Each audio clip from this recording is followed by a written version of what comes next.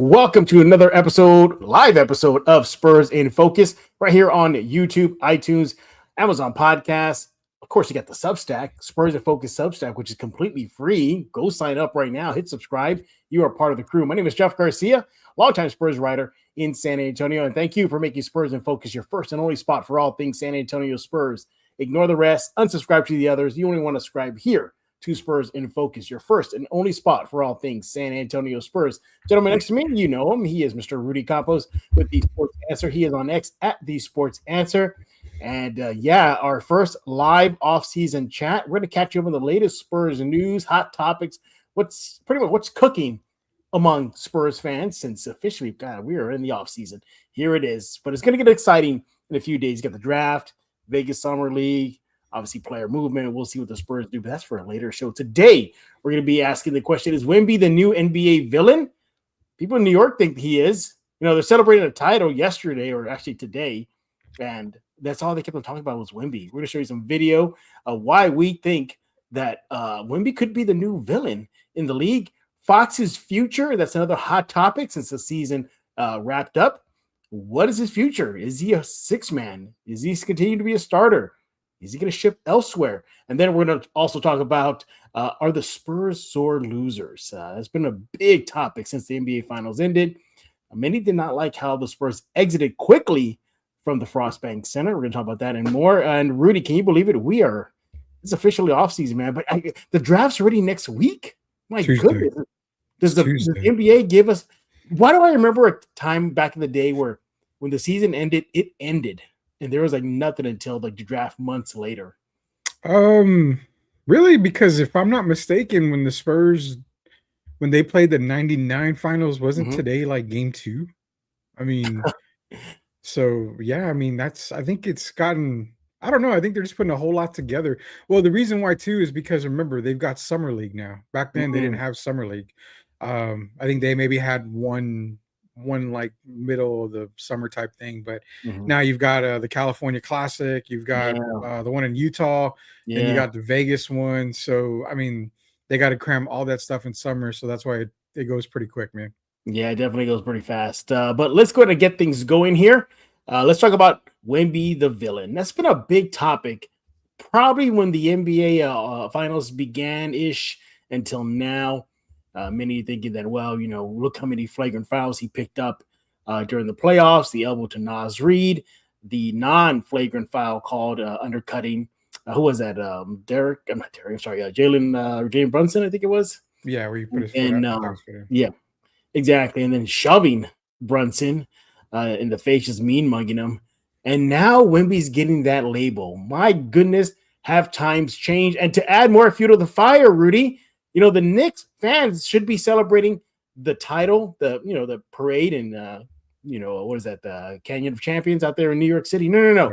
This is what New Yorkers were doing during that parade for their Knicks. Let's go ahead and take a look at this video. This is via Threads.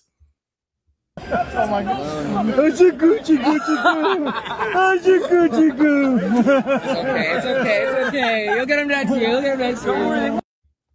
Oh my God, Rudy, are we there yet? It went from Wemby being the darling of the NBA, the alien, the next guy, to now he is the villain. Look what he's doing to all these players, throwing elbows, shoving players, talking trash, telling, Mr. Robinson, I'm in your head.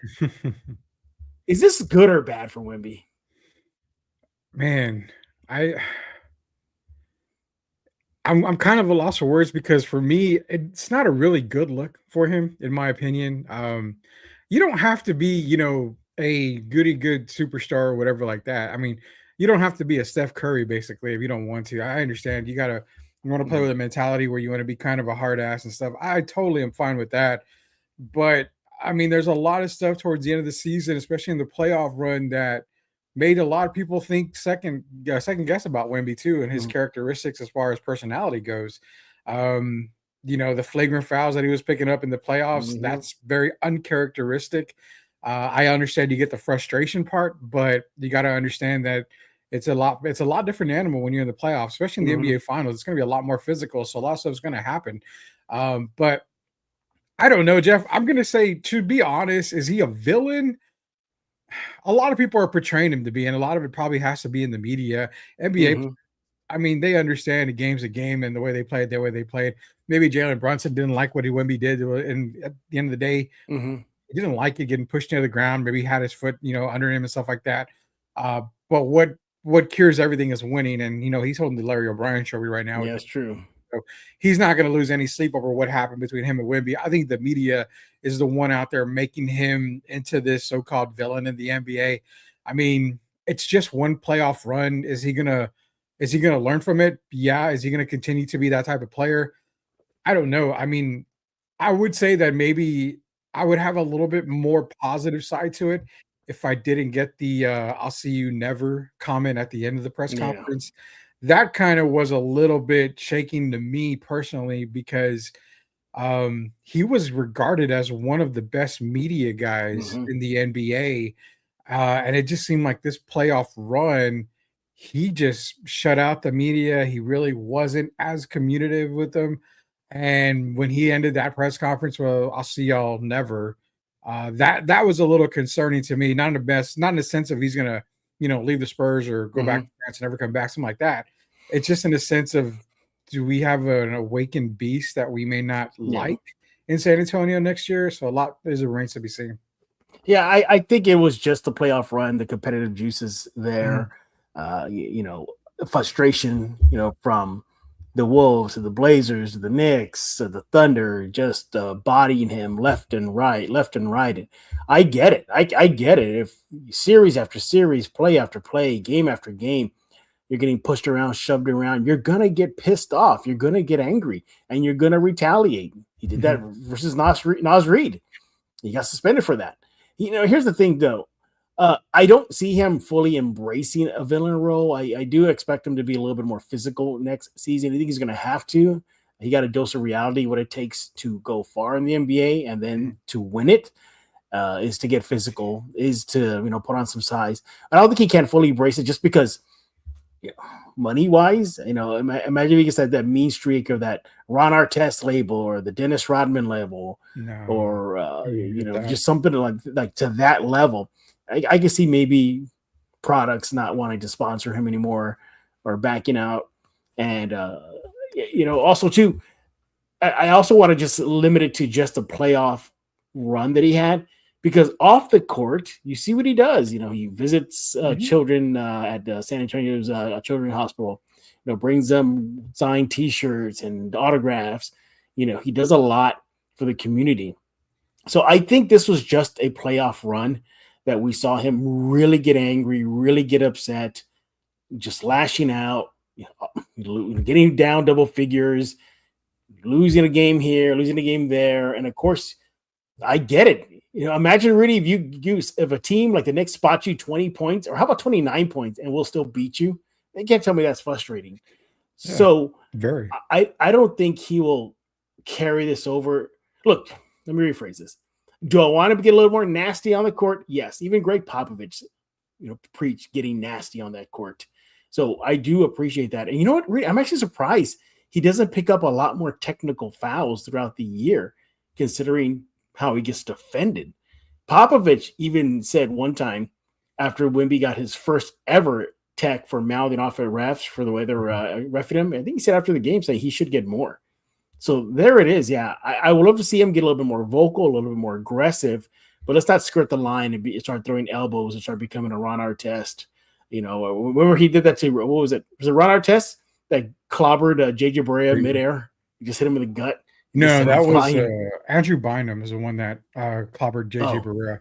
Ron Artest clobbered James Harden in the neck that I one remember year. that. Yeah, in That the was back the of the elbow neck by too. Artest. Yeah, it was like towards the Yeah. back of the neck. And the thing with Wemby too, I think if you want to really look at it, the way he acted in the finals, I mean, that's immaturity. That's being Mhm. young. That comes as part of the territory. Right. Also, the fact of, like you mentioned, they had the lead in every single game in this NBA Finals, and they were only to come out with one victory, especially giving up the biggest Yeah. lead in NBA history in 29 points, and then having them come back.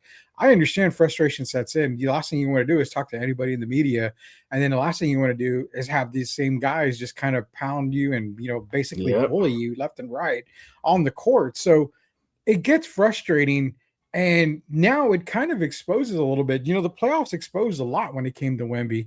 The Minnesota Timberwolves were very physical with him. You saw what he did to Nas Reed. Mm-hmm. You saw Oklahoma City was getting physical with him. You saw the way the Knicks played him. He got very not intimidated, but he played physical, and he lost a lot of mentality. Yeah. Basketball is a very mental state game, and I think what this did is it kind of exposed him a little bit. If you really are physical with him, the refs may allow you to play a little bit better. They may allow him to play physical, but it does get under his skin. And I hope that's something that he goes into the offseason with and understands that coming into next year, a lot of these teams are going to play physical. And because of the way the offseason is going to be shaping up, you're going to see a lot of teams. And I would dare to say that the NBA is going to probably be the most competitive it's been in such a long time. Not only are you going to see teams like Utah, possibly Washington, a lot of these teams start to win more games, but go into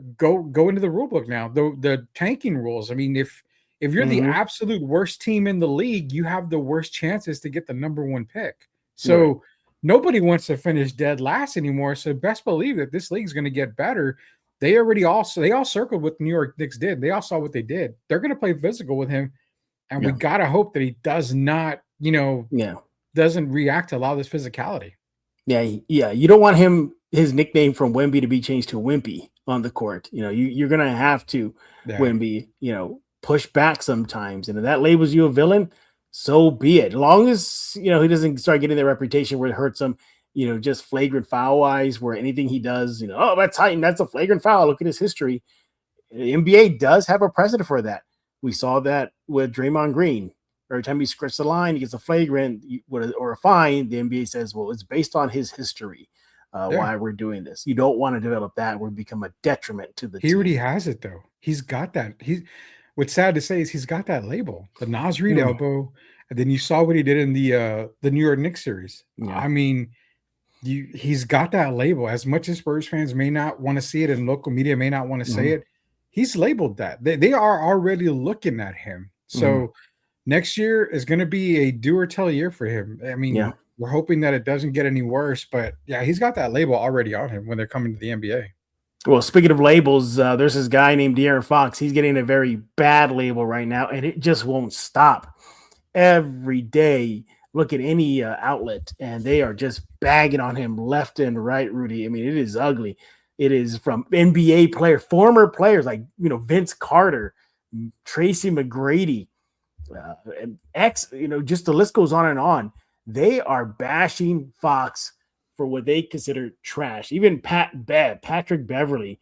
Now, credit Patrick Beverly. He did call himself out. If you watch the full video, Pat Beverly said that even he was getting cooked in a playoff series by Luka Doncic, and that he understood why they sat him. He got it.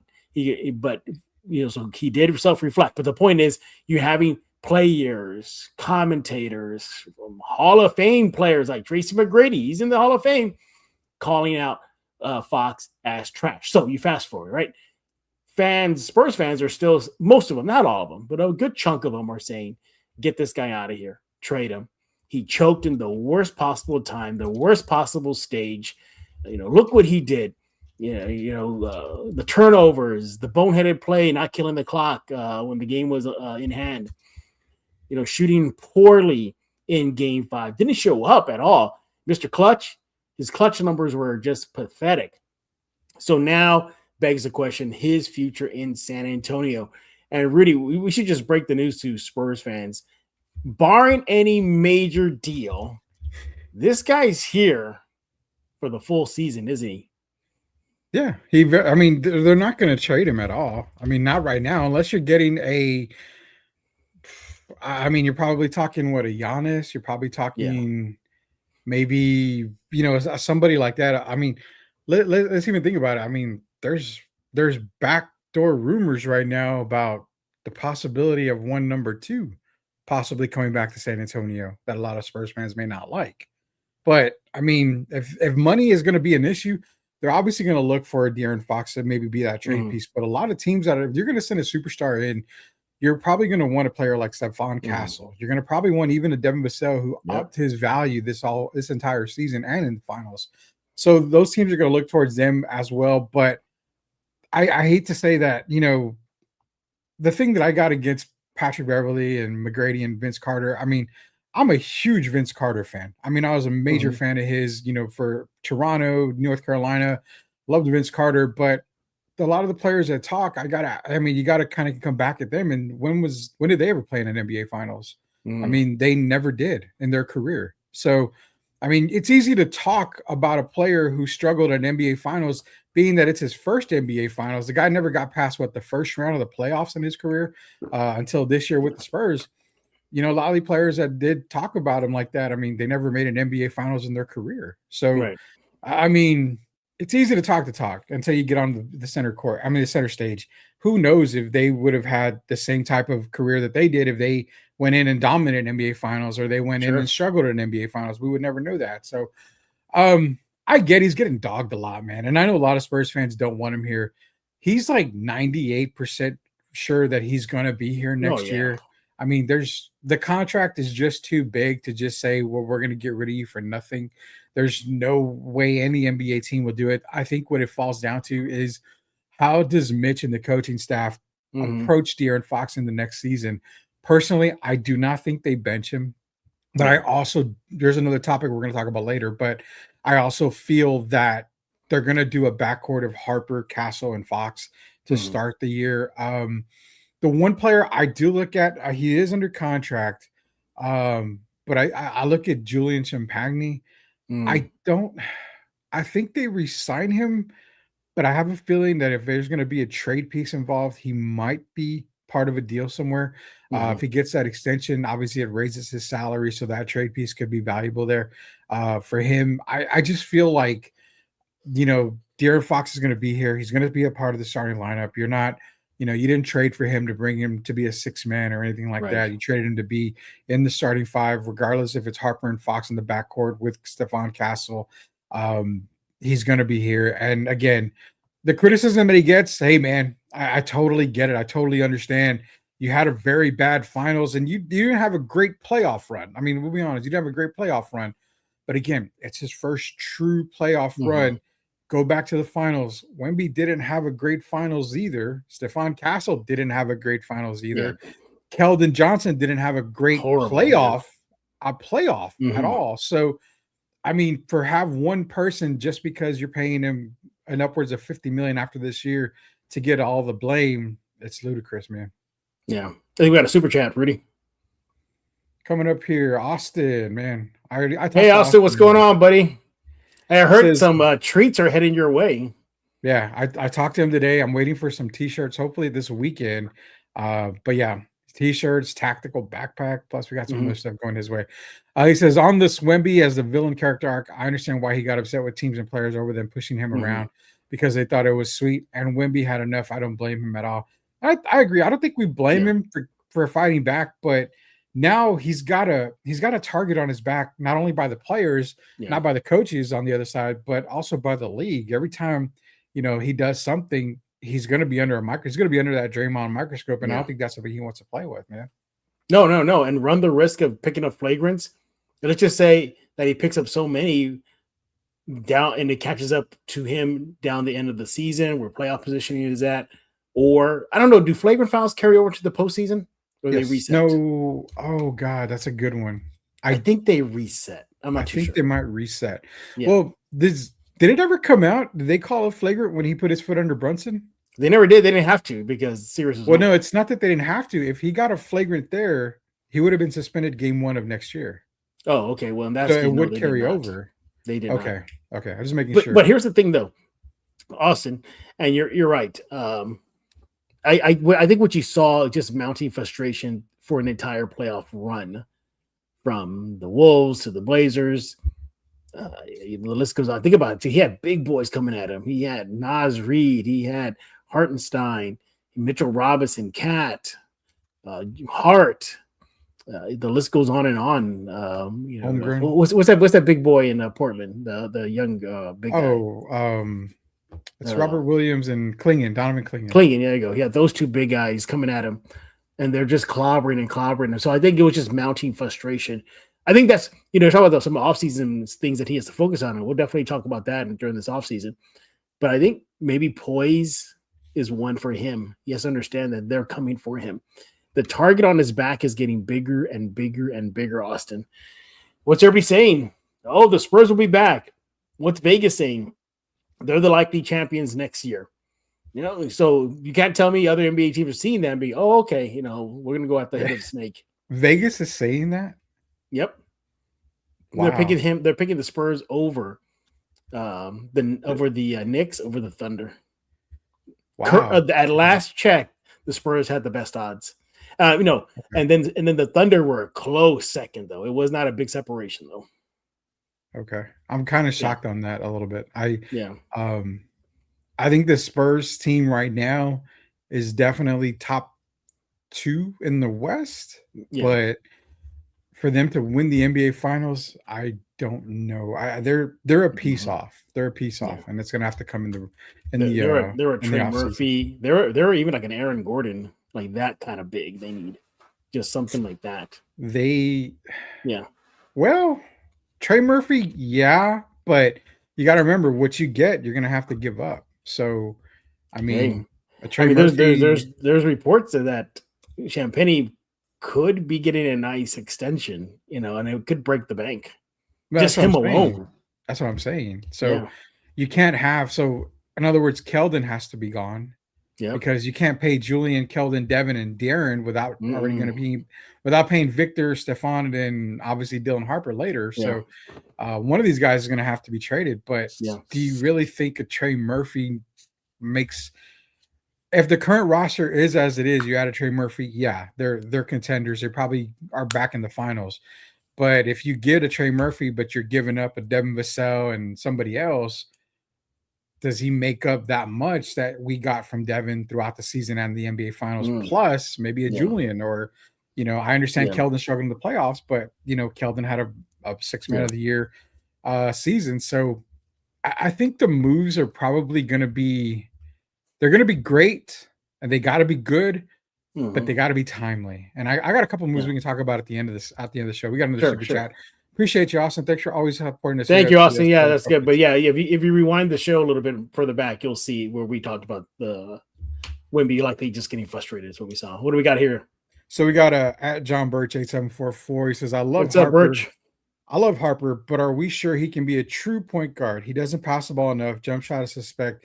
Can he fix all that by next year? I don't know. Can we table this can we come back to this? Because I have something to show everybody in a few minutes. Yeah, we can. But I can address it real fast. Okay, well, address it. Birch, hang on tight. Rudy will likely pop up your comment again when we get to the Harper section, but I have something to show y'all. But as far as all that stuff you mentioned right now, Birch, doesn't pass the ball, jump shot is suspect and everything. It got better as the season went on. Mm-hmm. Did he make some stupid rookie mistakes? Of course, they all do. Wemby did, Castle did, Tim Duncan did. Shocker, right? But I don't think you don't need him to fix everything in the offseason. You just gotta have a couple of things here and there, and other stuff will come in time. But a true point guard, I don't think there's such thing as a true point guard anymore in the NBA, is there? There is, but this is I'm glad Birch jumped in here, because I will just say this. I know we're going to hit on it later, but I will say this much. When he says true point guard, Dylan Harper's a point guard, but that's the reason why you don't get rid of a De'Aaron Fox. De'Aaron Fox is a true point guard. He can score the basketball, but you say sometimes. But when you talk about this, Dylan Harper and his passing, he can pass the ball like the best of them. But Dylan Harper is a downhill type of player at first. He can get to the basket, and that's what you want to see. Yes, you want your point guard to be like that. But have we seen him run a team where his assists outweigh his points? Mm-hmm. That's the part where you got to remember, as a true point guard, you're a leader on the team. Leading is just more than just scoring the basketball and dominating the game. It's also getting your teammates involved. And that's something that I think if I see his assists go up, then I would think, okay, his assists are going up, points are staying the same. Say next year he gets to 17 points and 8 or 9 assists a game. Yeah. Then true point guard he really is. But if he's still right around that 4 assists, 3 assist mark, I mean, then you got to wonder, okay, is he more of a scoring point guard rather than a true point guard? Right. That's where a De'Aaron Fox comes in, Jeff, because then you have him playing off the ball. Dillon can bring up the ball all he wants. He can kind of get the offense going. But where De'Aaron Fox comes in is he has, to me, he's got just a small 2 or 3 steps ahead of Dillon when it comes to observing the court, when it comes to making the right pass, when it comes to being in that position. So give Dillon a full off season and give him a full year of basically saying, hey, let's get him to run the point next year. But is he truly ready to be a true leader at the point guard position? I think he's still quite a years away. Right. That's just me. And I think Birch actually was saying that right now in his comment. He said exactly. Yeah, Birch, don't go anywhere because we're going to get to Harper after the break. But Rudy, I do we have one more super chat. Austin's back in here. Appreciate him again.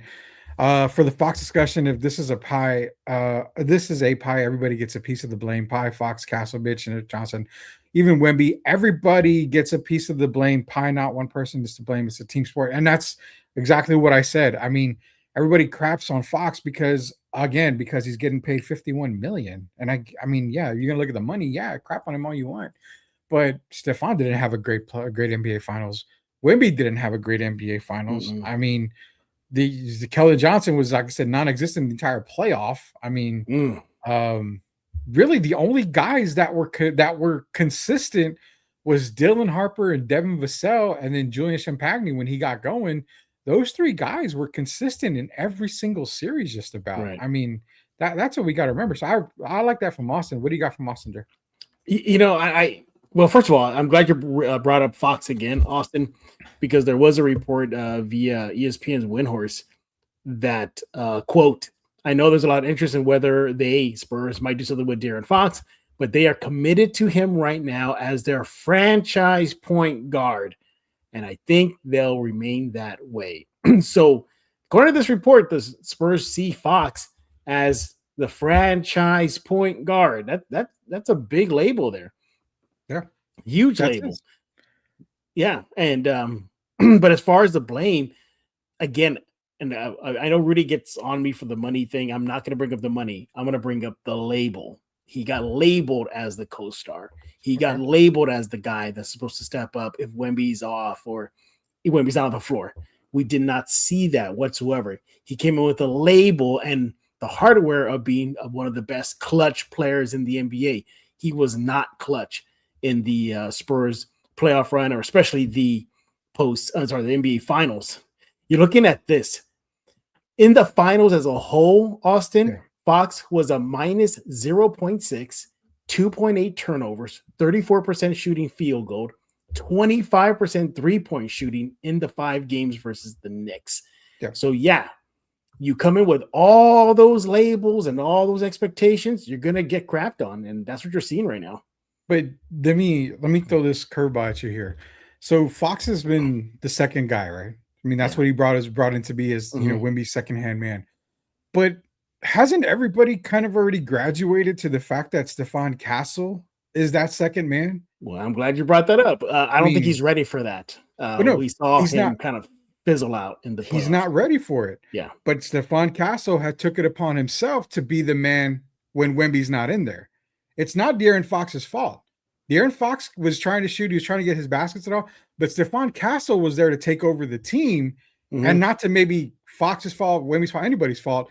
That just the perception that a lot of people, that if you really look at the game, it was never De'Aaron Fox number 2, Jeff. It was always Stephon Castle and Wemby. It was Wemby, Stephon Castle, then De'Aaron Fox. Now it's going to be Wemby, Stephon, Dillon, and then Fox, which I'm going to go on the record now and say I don't even think Wemby should be your number 1 go-to option. I think you have a left-hander in Dylan Harper that should be your number 1 option. I mean, that's definitely a conversation for an entire episode. It's a huge conversation, but it's at the same thing right here, man. You've got a 7'5" guy that, again, everybody calls him generational, but if you can't dominate on both ends of the court and be dominant at one skill set on one end of the court, how generational are you? Spurs fans, go back and look at Wemby's first 3 years, and then go look at his playoffs. He doesn't have any better stats. David Robinson has better stats than he does. And David Robinson, I mean, was he generational? Yeah, I think he was. He brought in that quick center, that center and a guard, guard in a center position, basically. So, I mean, that's the thing, is that right now, Fox, to me, he was brought in when he got traded. That was his number 2 spot. But as soon as Stephon Castle came in, Fox wasn't number 2 anymore. He got paid like a number 2 or like a number 1, but just because he got paid, that doesn't make him a number 2. He's going to be the third he was the third guy on the pecking order right now. And that's just me. We can go back and look at all the games. I mean, it's Wemby and it's Stephon Castle. That's the way it looks right now. Yeah, I think that's something the Spurs need to look at, is who is the number 2. Is it this guy you're seeing on the screen? Is it Castle? Is it Fox? Or is it Harper? Maybe Harper. Everybody's, another issue I'm looking forward to see how this develops. What was everybody saying this whole season? Oh, maybe not Fox, but if there's a 1-2 punch, the future is Castle and Wemby. What if it's Castle? I'm sorry, what if it's Wemby and Harper now? It is Wemby and Harper. Yeah, it is. This is a good part to take a break. Let's take a break because we're talking a lot about Harper right now, and I got something to show you all in a few seconds here. But yeah, we thank y'all for those super chats. Thank you, Austin, Birch. We appreciate it. Keep it coming, everybody. Leave the comments. We're going to get to them as soon as we can. But coming up next, we're going to talk about Harper as a starter. Yeah, I might have something to prove it that maybe he is. And then, are the Spurs sore losers? We're going to talk about that and more right here on this live episode of Spurs in Focus with my good friend, Mr. Rudy Campos of The Sports Answer. He is on X at The Sports Answer. Follow me on X at Jeff G. Spurs Zone. As the new leader of the Decepticons, I command you to subscribe to Spurs in Focus.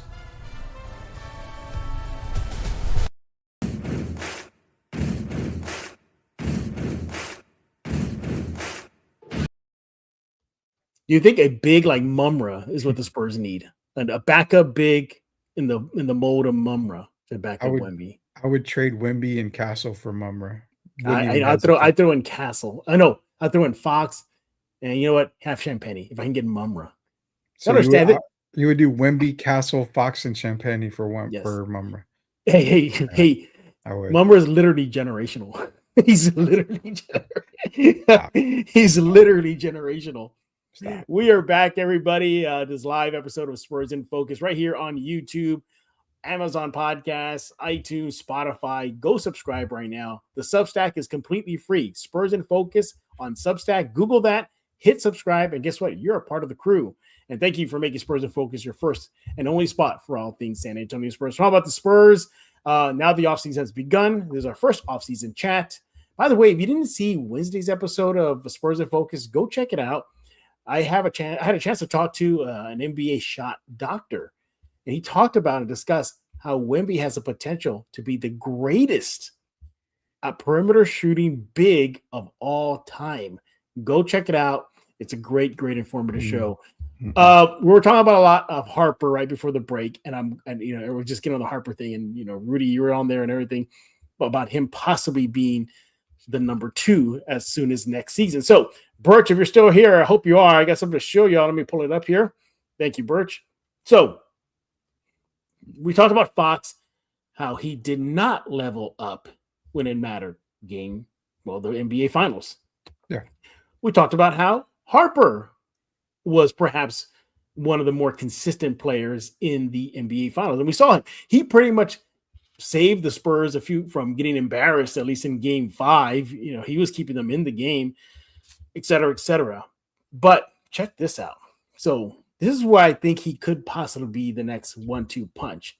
Not Fox and Wemby, not Castle and Wemby, Harper and Wemby moving forward. Check this out. Talk about elevating your game when it counts the most. Look what this young guy did in the postseason versus the regular season. You see it there. Rudy, he upped in points, 22 to 26. Yeah. Minutes. He got just in those, 2.5-ish extra minutes, 1.5-ish. Look what he did. Just going from 11.8 to 14.1. 26.7 minutes per game. Okay. Points per game shot up a little bit there. Rebounds per game popped up. Assists per game went down. But look at this. Even his field goal percentage shooting marked up a bit. And he even was clutch at the free throw, knocking down more free throws. You talk about a guy that you need there when it matters. And this guy's just a rookie. I think this makes a solid case why he should be a starter and be the next 1-2 punch with Wemby. Your thoughts? I mean, if we even have to think about it, he should have been a starter this year, right along Yeah. Fox. I mean, I was calling for that lineup early in the season, but you saw what he did in the playoffs, and you see the reason why we're expecting him to be a starter next season. Yeah. Everything increased on the biggest stage of them all, especially in Yeah. the NBA Finals. We're not talking just about the playoffs, just about the NBA Finals. I mean, probably the best player on that team for the entirety of the NBA Finals, one of the best players on the team for the entirety of the playoffs.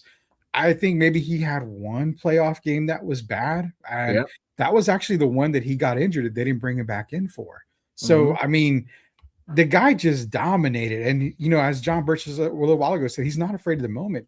I mean, this guy was not afraid of the moment he stepped on the court at Rutgers University. I mean, this guy was ready to be an NBA player. Right.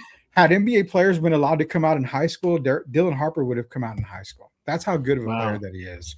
So I love to see it, Jeff, because we have all these ESPN guys and everybody saying, well, if you do the redraft now, Dylan Harper probably should have gone before Cooper Flagg. Who was saying that well before Rutgers years? That was Mumra was saying it, not Rudy. Mumra. Yeah, I was calling for that at the beginning. Cooper Flagg should have never gone number one. It should have been Dylan Harper, but thank God for the Spurs. They were able to get Dylan Harper. He's going to be a starter next year. It's just a matter of, does Mitch Johnson go with the lineup that we're talking about? You're not going to put De'Aaron Fox on the bench. As much as you want him to go to the bench and every fan wants him to go to the bench, he's not going to be on the bench. He's a starter in this league, and if he doesn't get starter minutes or isn't a starting five, that means you're probably going to trade him, and he's going to want to go somewhere else. So you've got to start both of these guys behind, and I'm looking forward to seeing it next year. Well, what did we hear in the closing statement from Devin Vassell for the season? What did he say? Harper griped about his minutes. At one point in the season, he did. Yeah, he did. Heard it from Devin Vassell. That's his teammate there. Now, look, even Mitch Johnson did say that, if you were paying attention early in the season, that, you know, he said, sometimes the young kid wants to play more, and they got to hold him back. But they cannot hold him back anymore. He just proving it on the playoff stage / the NBA. Look at the numbers. They're in front of you right now, literally black and white. How much he elevated the game. The only negative, and again, Birch brought it up before, and I brought it up exactly the way Birch did, is that one thing. True point guard is the assist. They did go down in the playoffs. So They did go down, again, it's making that extra pass. It's making the correct pass. It's putting your players, your teammates as a point guard. It's putting them in the right position to succeed. That is something that De'Aaron Fox does a little bit better than Dylan right now. So I think another future with him potentially being a point guard, letting him run the point guard alongside De'Aaron Fox in the backcourt, I think that will excel Dylan's game a whole lot more into true status of a true point guard. Yeah, you know. I mean, I wish Fox gave us some sort of increase like this. We didn't see it from Fox at all. The moment might have been too big, just like it was for a lot of Spurs. Sure wasn't big for a rookie. It shouldn't have been. Best player, one of the best players on the team. All right, what we got? Oh, super chat. What's up, Austin? Dylan Harper is great in my opinion. His ceiling is very high, but with Castle, his problem is his ceiling is high as well, but his floor is really low with those bad turnovers compared to Harper's floor. And I think what I'm getting at, that I've said it under my breath a lot on this offseason. Wemby, Harper, Castle. You don't want to. Fox is not going to be in this because it's kind of difficult. But if you look at those three guys, Stephon Castle is the odd man out. If you're talking Dallas Cowboys, when I talked about it over a year ago, I said Dak Prescott, CeeDee Lamb, Micah Parsons. One's going to go. Which one is it? It was Micah Parsons is who we said would go. Wemby, Castle, Harper. One's got to go. More than likely, Castle's the one that's going to be the odd man out. Really? I think Fox would be the odd man. No. We're not talking about Fox. Three players. Okay. Harper, Wemby, Castle. If one Gotcha, has to gotcha. go, because remember, if you're going to trade for a superstar, they're going to want a young player in return. You're not going to Yeah. get rid of Wemby. You just got the best play, one of the best playoff performances, final performance by rookie, and I don't know how long. So who's the odd man out? It would probably be Castle. I mean, if you're thinking about it. Yeah, if you project it out, I would not be surprised to see Harper maybe excelling over Castle midway through next season, just doing a lot more than what Castle. One thing that early on that Harper has over Castle is Harper can play with a lot more poise than Castle can. Castle forces things. Everybody saw he forces so much. I'm going to force these shots. I'm going to force myself in the paint. I'm going to force these passes. He had a total of 20 turnovers in 2 games versus what was that? The Wolves in that series. Yeah, you see him force things, and he admits it too. He says, I need to learn how to control myself. You didn't hear that from Harper. You rarely heard that from Harper at all. So he's got that already. Now, unfortunately, it's something that he can correct, Castle. But man, circling back to the topic, Harper a starter. Do you think if they do go with a 3-guard starting lineup, isn't that a little too small versus in the NBA right now? Absolutely not. That's not small at all. I mean, if you're going with a 3-guard lineup like that, you're getting quickness off the ball. Harper and Fox are super quick. Stephon Castle's quick as well. You've got 2 guys that can attack the basket in Castle and Harper. You could probably rely on De'Aaron Fox to be in your 2-guard, which he can score the ball when he's basically off the ball. If you have Harper run the point, Harper gets in a little bit of trouble. You have another ball handler in De'Aaron Fox. You can't trust Stephon Castle to handle the ball. He's very turnover prone. So that's something that he's got to work on in the offseason. That's what I'm thinking about. That's why I look at if you have Harper and Fox in the backcourt along with Castle plays off the ball a whole lot more. You're not going to have to worry about him bringing up the ball with 2 point guards in there like that. I think they become a lot quicker.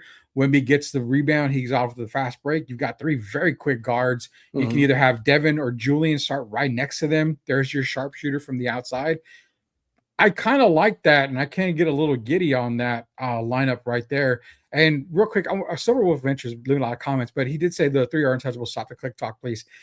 I'm not doing any type of clickbait. When I talked about Wemby, Castle, and Harper, I said odd man out. I'm not saying one of them is going to get dealt. I never said one of them is going to get traded, nothing like that. But if you're looking at it, you have to throw Fox out of the side because of the contract. A lot of teams aren't going to take that contract over. But what you got to understand is if you have 3 guys there, if there is one that's expendable, not saying that they are, but if one is expendable, which one is expendable? That's why I said about the 3. But they're untouchable right now. No one's going to get traded from those 3. Oh, yeah. They are untouchable for now. Yes. For now. Yeah. Yeah, they are. And again, it'll have to be a deal where it's just too good to pass up for the Spurs to really even consider the notion of trading Castle or Harper. But the more this young kid Harper gets better, and he will, the more pressure that's going to be put on guys. And it's good pressure, like Fox and Castle, to up their game. So there's that, and look, as far as a long-term piece, Fox is not a long-term piece for the Spurs. No. He's a medium-term piece. Because guess what? You even heard it at the Knicks championship parade. The owner come out, and what did he say? I'm worried about the aprons. We saw Boston literally blow it up because of the aprons, the financial situation. The Spurs are okay for the next few years, but they're going to get to a point where Castle, Harper, Wemby, whoever does show out, Vassell, he's even better. They're going to want to get paid. And this is a small market, and they're going to have to face that reality in the near future, not in the short term, but in the near future. But going back to that, by the way, I'm not poking fun at Silverwolf at all, but I'm just thinking about the concept of clickbait. It's like everything's clickbait now. You can literally just share something with everybody. Like, hey, look, the Knicks are making fun of the Spurs. Clickbait. Like everything's clickbait now. Why is that? No, I mean, It's like the Everybody wants him go-to at excuse the for everything for kids now. It's funny because I've never said anything. So the thing Again, I'm with me- not making fun of you, Silver Wolf. I'm not. I'm just Yeah. thinking about the concept of clickbait. No. And that's the thing with me. I've always said when I've done shows before, Yeah. I don't say anything just to say it. I always Yeah. have a reason behind it. So Yeah. I don't believe in clickbait. I don't need, honestly, Jeff, I don't need on Box Score and Sports Answer. I don't care if I get likes. I don't care if I Yeah. get shares. I don't care about anything like that. Doesn't bother me at all. I'm not the one Yeah. that do like that. So yeah, on the clickbait thing, I'm not too much. That's the gallery there applauding Rudy for his clickbait take on clickbaits. So I'm just kidding with you. Should be a starter. Next year he should be a starter. And you're right. You made a great comment. I love that. When you said De'Aaron Fox is not a long-term, he's not a long-term Not player. a long-term player. This is De'Aaron Fox's last major contract, I Yeah. think, unless he just balls out. But I don't see him getting a big-time max deal after this, and that's kind of on par with the chorus with a lot of other players. So I mean, it happens like that. It does happen like that. Will you trade for him? We'll trade him. I don't know, but remember, Spurs fans, if you trade De'Aaron Fox for Giannis, you're going to pay Giannis X number of dollars, and in fact, you're going to pay Giannis more than De'Aaron Fox. So then it goes back to what happens when you have to max out those three young guys. Yeah, you're going to hope that you're going to get veterans, and it's not going to last forever. Expansion draft's coming up, so you're going to lose players in the expansion draft. The NBA, it's going to be a very, very busy off season. It is. You already got another super chat, man. So, oh yeah, by the way, real quick, though, you're hearing like Giannis might get moved. Jaylen Brown's time in Boston could be over, so we'll see. Julius Randle. I mean, there's a lot of people. Yep. Austin. John Morant. Well, as funny as that may sound, John Morant, I think, is sticking around because Memphis wants a Brinks truck, and I mean, they're not going to get a Brinks truck for John Morant, not with the baggage that he brings.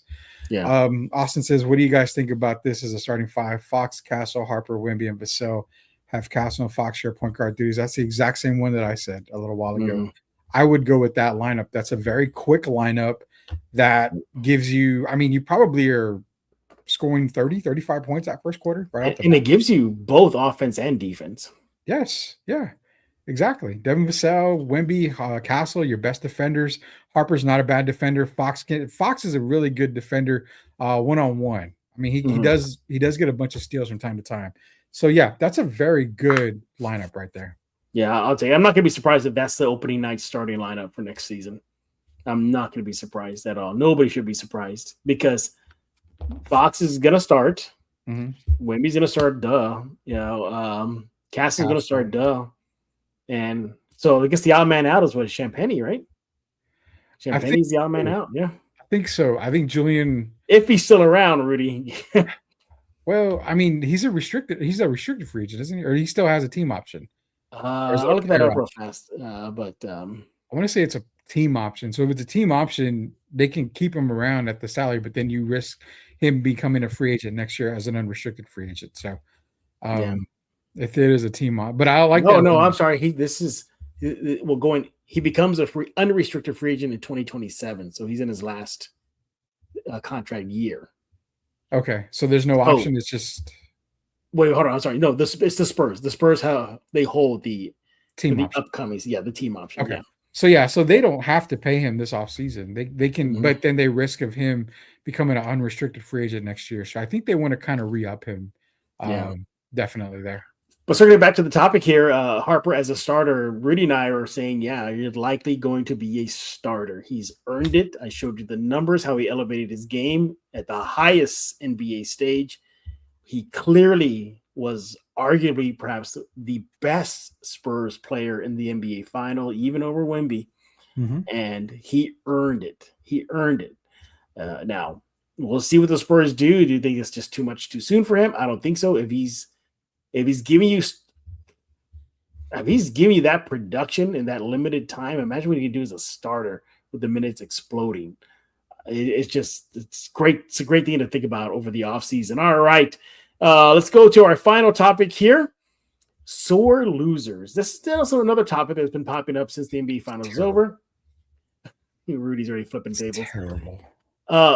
So sore loser. So what we're talking about? Well, I think y'all heard, you're all seen video of the Spurs. The moment Game 5 was over and the Knicks are celebrating in the frost, you see the Spurs just walk out.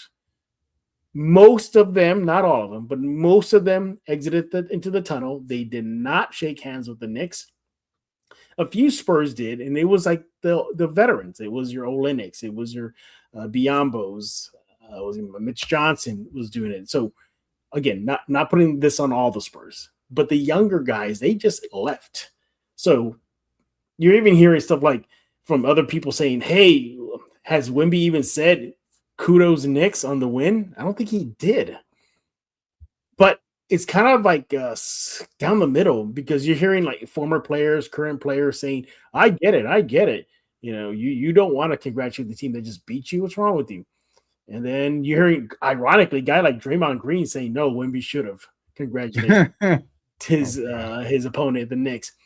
Then you're hearing Jalen Brunson saying the first person he shook hands with was not a teammate, not even his own dad, not even the head coach. It was Mitch Johnson. He said that's a sign of respect to the team, and that he has a lot of respect for the Spurs.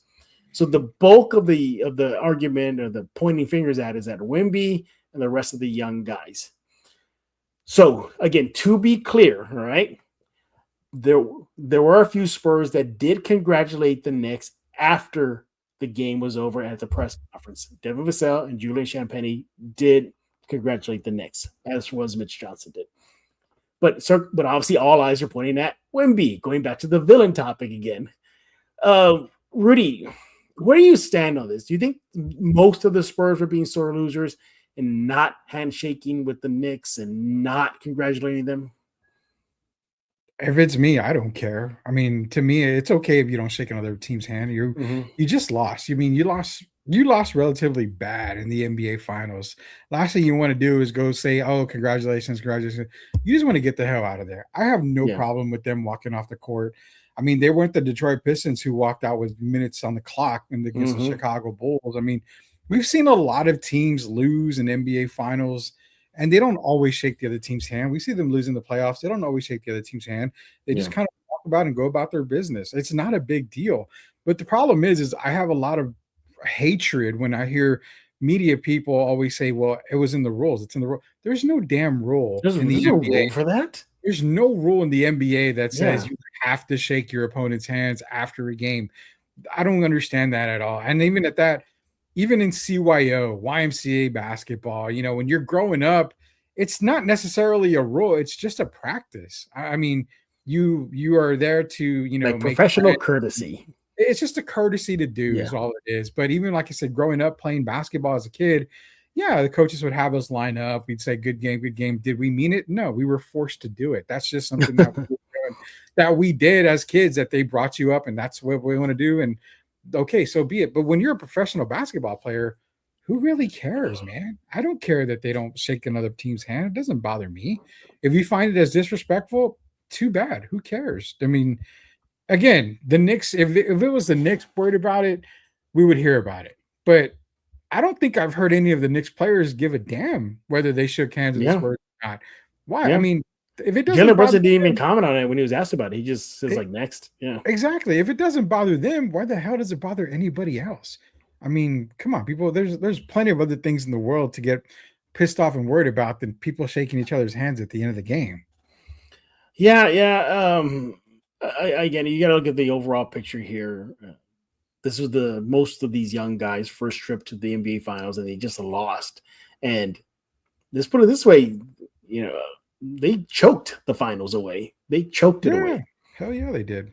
They got embarrassed in Game 5. They had a chance to extend it to Game 6, and they blew that. You could Devin Vassell. What did he say after the game? He said it irritates him hearing the celebration out on the court and in the Knicks locker room. So they're upset. They're angry. It's heat of the moment thing. They just left. I'm pretty sure come media day next season, somebody's gonna ask Wemby and all the guys that, hey, you didn't congratulate the Knicks. What was that about? Who knows? Wemby could even say it during his time with the Monks this year. Who knows? Maybe the Monks was telling him, hey, you need to say something to the Knicks. I don't think the point is, I think the Knicks fans are going to be now and poke fun of Wemby. But no, I think it's getting blown out of proportion. Did I think the Pistons also walked out too, right? Pistons walked out Yeah, on I the mean, who they walk out on the Celtics? No, the Bulls. no, They walked the out on the Bulls. Bulls. Yeah, they Yeah, the they Bulls. walked out on the Bulls. I mean, it's not the first time this has ever happened. I mean, Yeah. again, so the problem, and then I think what Silver Wolf mentioned earlier about clickbait, this is all clickbait stuff. This is Yeah. what that is. I mean, this is, you have to get up for ESPN in the morning. They got to figure something out Yep. to get ratings up. So you know what? Let's just pick on the Spurs because they didn't high five the Knicks on the way out, and they lost. They're sore losers. Nobody likes to lose. If you find me a happy loser, I'd congratulate you and give you, a high five. Nobody likes to lose. So of course you're going to be a sore loser. You're not going to want to Yeah. congratulate the people that won. Who cares, man? Who cares? I And mean, here's the thing it's too. terrible. Here's the thing too. You're looking at the Spurs, and what does the Spurs get labeled as? Oh, gentlemen, classy, and wins and losses. Popovich, you celebrate the wins, you celebrate the losses, all that stuff. And now, for the first time, it's definitely a new chapter in Spurs history where that didn't happen. That didn't happen. Look at That was our look at generation. Wemby himself. Yeah. All the past franchise players, from Gervin to TD to D-Rob, for a while there, Kawhi, none of them were like this on and off the court like Wemby. Wemby wants the spotlight. Wemby, it doesn't mind being the face of the league. Wemby talks trash. I mean, I'm pretty sure Duncan and Robinson did, but not to the level that Wemby's doing. Look at Duncan and Robinson. They rarely picked up flagrant fouls. And if they did, they didn't clobber somebody with an elbow. Wemby does. So this is definitely a new time in Spurs history. And I think a lot of people are just kind of shocked by that too. Like, what? They're supposed to be the Spurs. They win in class and they lose in class. And what are they doing? So I think it's just that reaction to seeing all this. I mean, that's our generation. I mean, literally, we grew up in the good guy era of San Antonio Spurs basketball. Well, guess what? There's no Pop. There's no David. There's no Timmy. There's no Iceman. This is a whole different breed. Whole different one. You have Pop, who's behind the scenes, but you have Brian Wright, who's taking over for R.C. Buford. When RC Buford was the GM back in the days that we would know. Pop's, the coach. They've had a lot of great coaches. John Lucas was a upbeat coach. They had him. I mean, Bob Hill was a no-nonsense type of guy, but yet, I mean, not as, just different coaching styles. Mitch Johnson he's a tough coach, but can you say he's more of a player's coach? It's a good question. I mean, I want to see how that unfolds. I want to see that because, again, my biggest gripe was you're losing the lead in every game, but yet you're clapping your hands like you're a cheerleader instead of yelling at your team and getting on their case. When guys like Pop, Jerry Sloan, a lot of these other guys are berating the team from the sideline. Oh yeah. But yet you're clapping your hands like if you're playing patty cake. And that's not the kind of coaching I want to see. And again, it goes back to the generational players that we have now. Yeah. Are these players, Carter Bryant was on the sideline about to cry when Mitch jumped on his case. I mean, that's the thing. You've got to worry about attitudes and personalities these days that you didn't have to worry about from back in the day. We got a major super chat, Jeff. All right, put it up. Austin, jumping in here, man. Austin again, man. Our boy. What's up, Austin? It's the NBA Finals. It's the grandest prize in the sport. It's what you dream about. And as a competitor scene, you had multiple chances to win and watch it slip away. In your heart you had it and lost it. The loss does something to you. Yeah. And that's, I think, reason why I said I don't care about shaking anybody's hand. You're a young team. You're the second youngest team to make it to the NBA Finals. You had every single game in your back pocket. You lost it in the fourth quarter. There's no reason to stick around and watch New York celebrate what it should have been your Larry O'Brien trophy. Yeah, and in your gym too, in your gym. And here's the thing too: if the tables are turned next season and a team doesn't congratulate the Spurs in a series win or a finals win, I hope the Spurs don't say anything as well, because the Knicks haven't said anything about it, nothing at all. Yeah. So what goes around comes around. But Austin, I think what it was is exactly what I said. They got embarrassed. They were just embarrassed. They already were going into Game 5, the joke of the NBA, by blowing a 29-point lead. How do you do that? They were they were getting going. You even saw veteran sportscasters called the Spurs the dumbest basketball play they've ever seen. So you're getting those kind of labels, and Wemby doesn't show up, and yeah, you can see why they're frustrated. And I think it was just like a natural reaction, like, oh my God, we lost. Let's get out of here. I think that's what it was. Yeah, and it's like I said, it's okay. I mean, the media, they make it seem bigger than what it really is, and it's dumb, man. I mean, you just lost. If I lose, last thing I want to do is be on the court. And not only that, you didn't see very many Knicks players walking over to the Spurs. They were celebrating. So that's right. Yeah, they're having their reaction, and the Spurs are having their reaction. Yeah, give them their moment. Why do you want to stick around on the court and take a moment away from them? No, let them celebrate. Let them. It doesn't bother me. And I think we had a comment earlier that said LeBron walks off all the time, but yeah, he does. I mean, a lot of players walk off. I mean, there was that one year LeBron with Cleveland walked off on Boston. And then he took off to Miami that summer. But I mean, players do it all the time. It's not a big deal.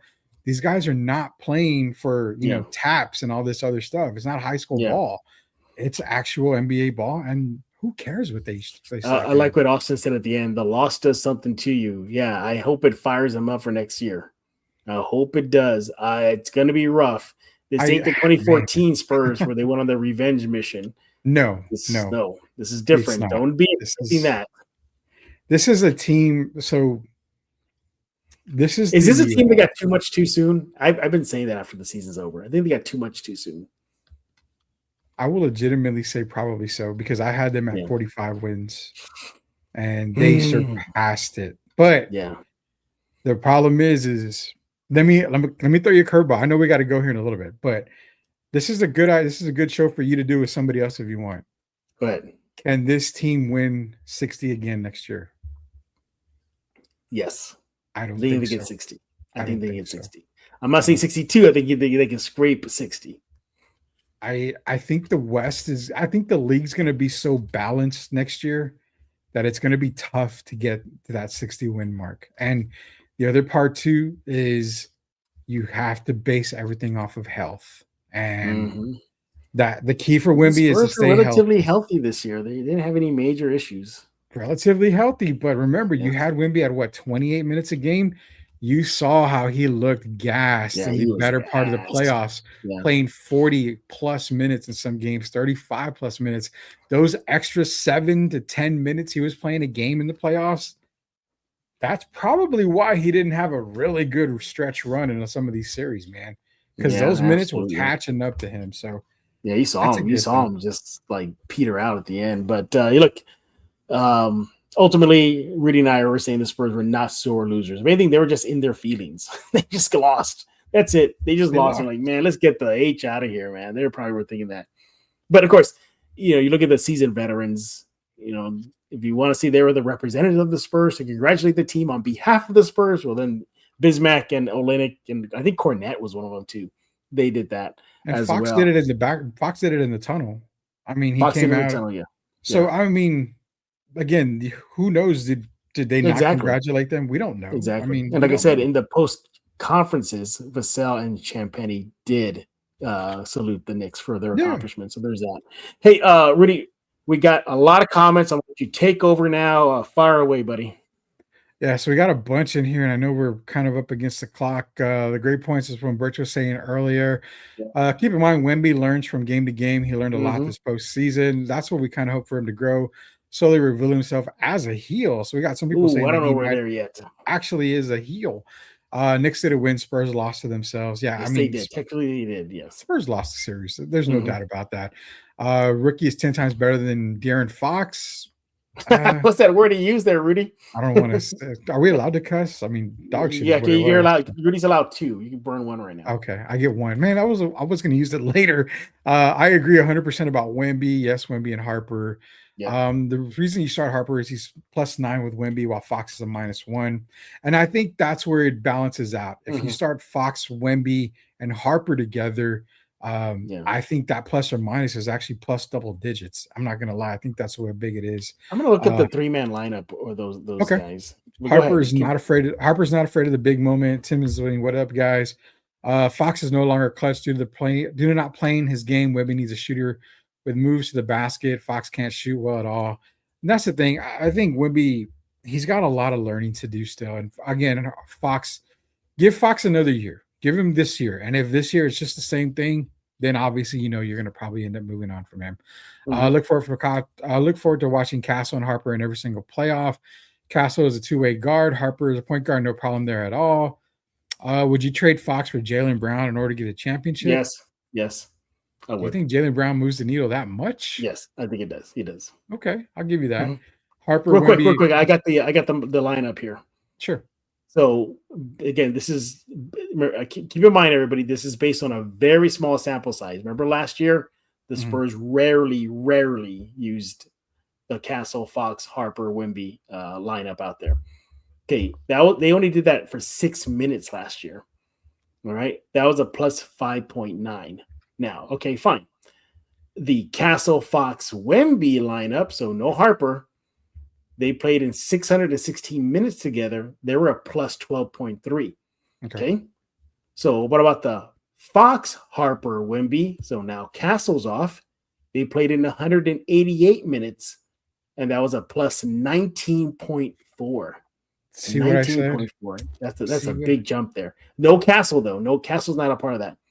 Okay. Go back to what I said. Odd man out. Come on. Okay, now let's go with this one now. Come on, man. Now let's take Fox off. So now it's Castle, Harper, Wemby. Brace yourself. Plus 39.9. Okay. No Fox on the court. So that three line. Now, mind you, again, it kind of sucks is that the 4 of the players only played 6 minutes together. So we need a larger sample size, and we'll get that.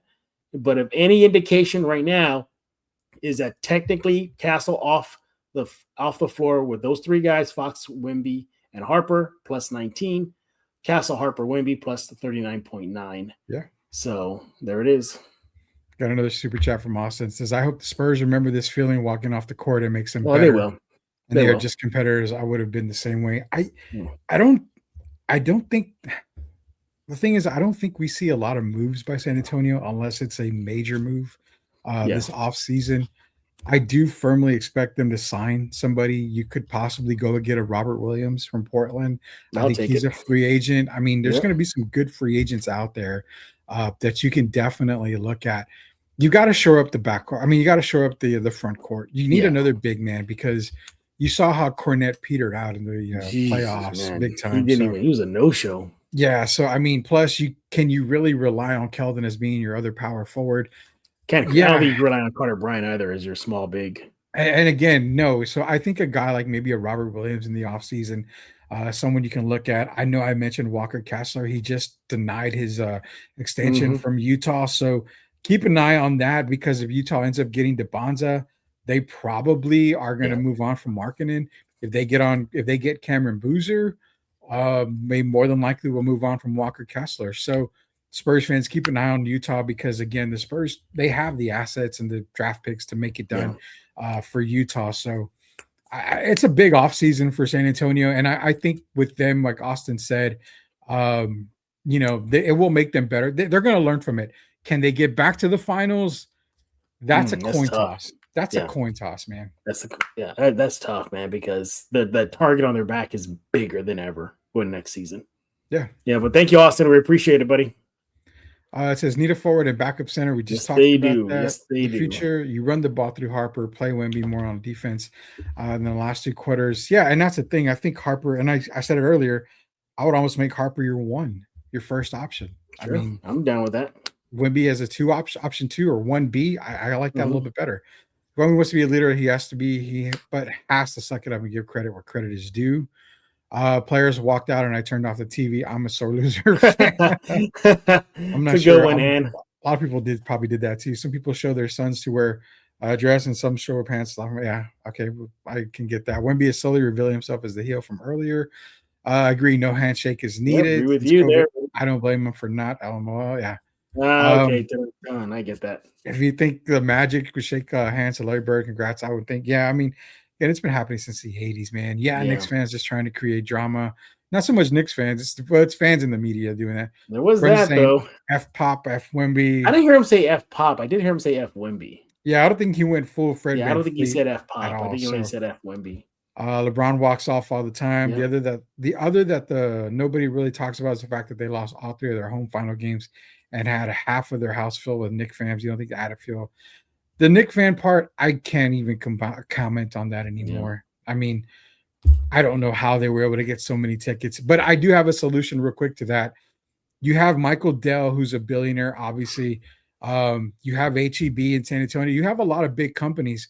Why don't you purchase these tickets and hand them out to where your majority or resell them at their face value? Because the third party people are just jacking up prices and you're priced out. So I recommend the Spurs get back that these bigger companies need to come in and buy up majority of these tickets to give them out, man. Let this be starvation that leads to the hunger for the Spurs to eat for years to come. Bring it on. Yes, bring it on. Will. Clickbait, Peter Holt's son tweeting. I don't think that was Peter Holt's son. Was it? Son. Yeah, Miller Holt.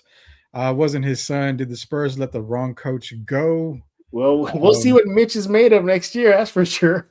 You know how I felt about Sean Sweeney when he was hired. So I will say that would definitely help. We'll see what Sean Sweeney's made of without having Castle and Wemby, those kind of defenders. He was my second option to be the Spurs coach after Pop. Charles Lee was my first one, but he's coaching in Charlotte. So you give up on was it Sam Cassell? He's still he's got to be a coach somewhere. I cannot believe he's not a coach anywhere. Yeah, that's the crazy part. No worries, no one will remember next year. Spurs win. Spurs come in healthy, and Wemby learns he can dominate. When they should win 67 games. Wow, that's a jump too. That's a huge lot. Wemby, Julian, Vassell, Castle, Fox, neither Spurs, Carr, Elliott, Alois. Johnson, who wins, Jeff and Rudy. I'm gonna go with the Wemby team on that one. Yeah, Goody Rehome's in here. Good evening, gentlemen. I want to say pop in, go Spurs, go. What's up, Rehome? How you doing? Thank you, Rehome. Sign up for Robert Williams. Yes, I'm Tobias Harris. I like Tobias, but no, I don't think I would definitely go with Tobias. You basically have another Vassell Keldon mold guy out there. So. Yeah, we'll get into draft talk. Sinek Jr. Possibly. Keldon. Small forward off the bench, Mark Williams, maybe.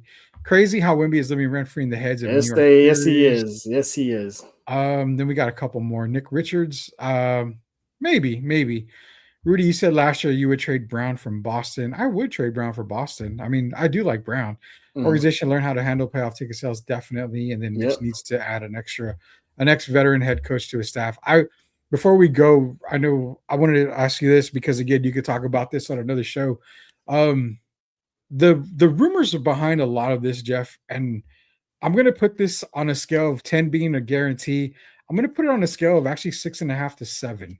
What's that? The chances of LeBron James being a Spur.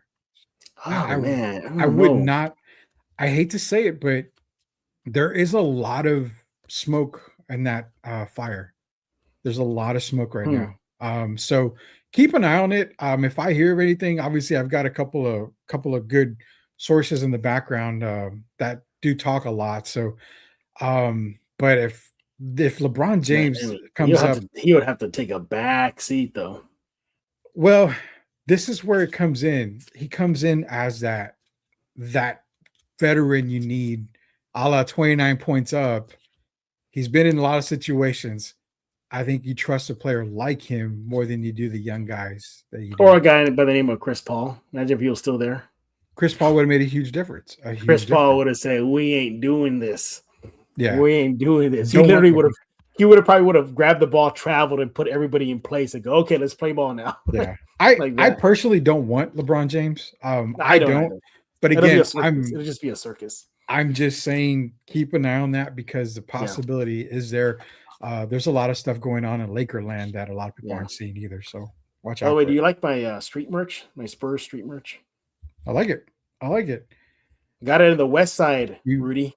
My old stomping grounds. Yeah, the West Side, West Commerce. Oh wow! See, I grew up on General McMullen and Culebra, so down the street from there. And guess what? I bought this before Game 5 and they lost. Oh godly! Thanks, Jeff and Rudy. Good live until next time. Hey, quick fact, Jeff. I only What's own up? 2 Spurs jerseys. I own 0 Spurs t-shirts. Interesting. Yeah, you love Yep. jerseys more than t-shirts, I think. I've never, and I'm gonna be honest. I've been on this earth for 40. We're in 2026, 46 years, and I've never owned a Spurs t-shirt. You gotta fix that. We got to. Gotta fix. Hey, just go get the street merch. Probably on sale right now. Southwest Military, Yeah. Commerce Street, McMullen, it's all there. John Collins. Interesting is though, another one. when I bought this, they actually was one of the better, knockoff shirts spots. Mhm. And I was talking to the people that run it, and I said, okay, what happens if the Spurs win? And this is ahead of Game 5. I said, well, y'all be back here, in case, we want to get more shirts. And the lady, she goes, no. She goes, we're going to take our truck. We're going to move it to 1604 in that area. I go, why 1604? She goes, because nobody sets up a tent up there where the rich people are. So I'm on my way. I'm on my way. Exactly. All right. Everybody, thank you all for jumping in this live episode of Spurs in Focus. We're going to try to do this once a week during the off season. Yeah. It'll likely be towards the end of the week, as you're seeing right now. We'll definitely have a couple of pre-recorded shows for you guys. Just in case y'all didn't know, because it is the off season, I'm not doing one every day now. It's going to be about 2 to 3. And if it's 3, one of them is going to be a live show. So if it's 2, one of them is going to be a live show. So you see how it goes. So expect about 2 to 3 shows a week. It'll probably spike a bit, especially with the Vegas Summer League around the corner. But then they'll probably go back down again. So it'll be about 2 to 3 for until training camp opens. So there's that. And everybody, thanks for hanging out with us this evening. Rudy, brag about the answer. Yeah, so it's Derek Irvin and myself. We've been talking a lot about the NBA Finals. We're going to kind of catch up tomorrow on the NBA Finals, kind of give our coup de grace basically to the NBA season. Got a lot of stuff coming up too. I mean, there was a conversation that him and I had, Jalen Brunson or Allen Iverson. Who would you take? My answer has always been Jalen Brunson. I think he's better than Allen Iverson. So yeah, I would take Brunson too. Yeah. Yeah, there's a lot. And the good thing about Derek and myself is we get into a lot of this old head talk and everything. So when it comes to NBA offseason, we're talking all that stuff. We're talking about potential moves from NBA stars and superstars around the league. Plus the NFL's right around the corner. I mean, World Cup's going on. I've watched more soccer since this has been on that I have ever in my entire USA's life. Friday night, right? Or tonight? Tomorrow, either tomorrow or night, Saturday. Yeah. I can't remember. I don't know I offhand. think it's Friday night. Whatever game's on, I'm watching. I don't care. I'm about to go watch Mexico, Jeff. You're keeping me from my Mexico. Okay. Well, let's let Rudy go. All right. You want to follow Rudy on X at the Sports Answer. Do that right now. He's got to catch a FIFA World Cup game right now. So yeah, go Team USA, go Mexico, go whoever team, Korea, go Japan. So by the way, I'm loving all the videos of these foreigners getting a taste of Texas for the first time. Just the reaction. Love it. It's hilarious. Rudy, thank you again for hanging out with us and co-hosting this live episode of Spurs in Focus. And everybody else, we thank y'all for making Spurs in Focus your first and only spot for all things San Antonio Spurs. This will be your only spot, your first listen, your first watch every day when you want to catch up on the latest and greatest with the silver and black. Go subscribe on YouTube Music, Amazon Podcasts, Spotify. The list goes on and on. Spurs in Focus Substack is completely free. Go Google it, Spurs in Focus Substack. Click subscribe. You're in, part of the crew. And it says, plus Rudy doesn't believe Jalen Brunson's the greatest Nick of all time. Well, I'll talk about it with Derek tomorrow. Yeah. Wait for that conversation at the Sports Answer, Tim Gonzalez. So again, we appreciate y'all. Until next time, we'll be back on Monday to talk all things silver and black. So for Mr. Rudy Campos, I am Jeff Garcia, and now you're in focus with Spurs in Focus.